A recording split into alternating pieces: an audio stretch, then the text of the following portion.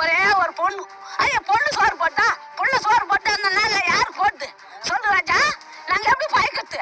அந்த விவசாயத்தை நம்பிதான் நாங்க இருக்கிறோம். நாங்க எப்படி பார்த்து எனக்கு ஓட்டு போடுங்க, நான் ஏர் போட்டு கொண்டாட மாட்டாங்க.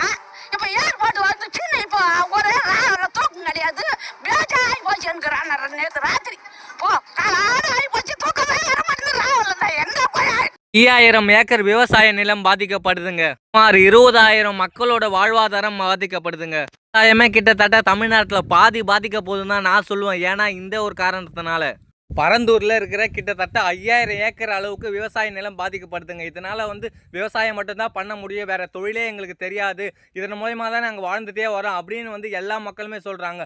ஆனால் இந்த அரசாங்கம் அதெல்லாம் புரிஞ்சுக்காமல் ஏர்போர்ட் கொண்டு வருவோம் அப்படின்ற ஒரு எண்ணத்தோடு எல்லாருக்குமே எல்லாமே அறிவிச்சிட்டும் இருக்காங்க.